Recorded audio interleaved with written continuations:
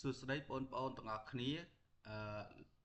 ថ្ងៃនេះលោកគ្រូបង្ហាញពីការកំណត់ font ដើម្បីងាយស្រួលក្នុងការសរសេរអក្សរពេលដែលបងប្អូនឆ្លាញ់ font ណាមួយបងប្អូនកំណត់នៅលើ Microsoft Word ទៅវាមានលក្ខណៈងាយស្រួលកុំឲ្យពិបាកដូរទៅដូរមកធ្វើឲ្យយើងខាត់ពេលវេលាអញ្ចឹងដើម្បីកុំឲ្យខាត់ពេលវេលាបងប្អូនចុចWord មួយមក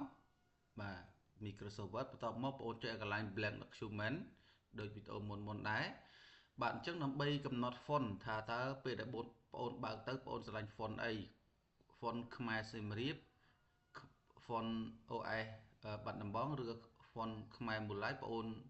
អឺកំណត់ឲ្យមកអញ្ចឹងដើម្បីកំណត់បងប្អូនត្រូវចុចកន្លែងសញ្ញាអុចបន្តិចនេះបាទនេះបងប្អូនចុចកន្លែង home បន្ទាប់មកបងប្អូនឃើញអុចមួយនៅកន្លែងនេះគេដាក់ថា font អញ្ចឹងបងអូនចុចលើវាមកពឹកមកបាទវានឹងចេញផ្ទាំងបែបនេះតែបើសិនជាបងអូនខ្ជិលចុចអាហ្នឹងទេបងអូនចុចគ្រាន់តែចុចពាក្យ Ctrl D ចុច Ctrl D វាក៏ចេញទម្រង់បែបហ្នឹងដែរបាទអញ្ចឹងនៅពេលដែលបងអូនចង់ដូរ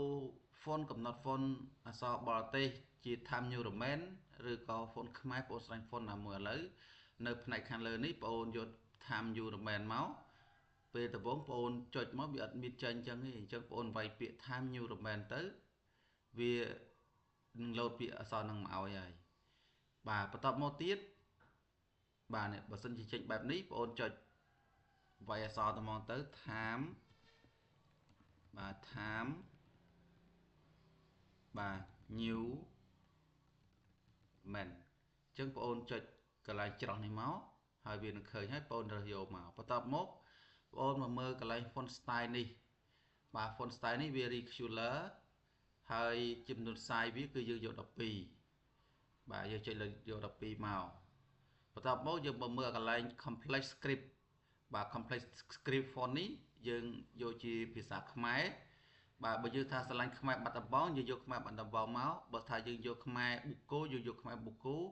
បើសិនជាយើងដាក់ទៅខ្ញុំយកខ្មែរ content ឥឡូវខ្ញុំយកខ្មែរ content បាទមិនខ្មែរបាត់ដំបងឥឡូវខ្ញុំយកខ្មែរ content បន្ទាប់មក rectangular យើងយក rectangular មកដល់ពេល font គឺយើងយក size គឺយើងយក12បាទអាស្រ័យការស្រេចរបស់យើងបើសិនជាយើងយក12វាលោត12រហូតបន្ទាប់មកយើងដូរបានប៉ុណ្ណឹងហើយយើងមកចុចកន្លែងពាក្យ set as default បាទបន្ទាប់ពី set as default ហើយជួរនេះមានពាក្យគេដាក់ថា D document only ហើយនិង all document based on the normal template អញ្ចឹងយើងយក all បាទយើងយក all ខាងក្រោមមកហើយបន្ទាប់មកអូខេបាទឥឡូវយើងបិទសាកមើលថាតើវាចេញ Times New Roman និងខ្មែរបាត់ដំបងអត់ខ្មែរ content អត់បាទឥឡូវខ្ញុំបិទពេលឥឡូវខ្ញុំបើកវិញពេលដែលខ្ញុំបើកវិញបាទយើងចុចធម្មតាបាទនេះភាសាអង់គ្លេសកន្លែងនេះកន្លែងភាសាអង់គ្លេសនេះគឺវា load Times New Roman អញ្ចឹងយើងសរសេរទៅវាចេញឲ្យតែម្ដងបាទឃើញទេគឺមើលទៅវាស្អាតអញ្ចឹងប៉ុន្តែនៅពេលដែលយើងចង់ដូរ font វាវិញអញ្ចឹងយើងដូរ font យើងចុច Control C ឃើញទេវានឹង load ខ្មែរ content ឲ្យអូតូតែម្ដងវាអត់ចេញfont ផ្សេងក្រៅពីអ្វីដែលយើងបានកំណត់ទេអញ្ចឹងសម្រាប់វីដេអូការកំណត់ font បាទគឺមានតែប៉ុណ្្នឹងសូមអរគុណ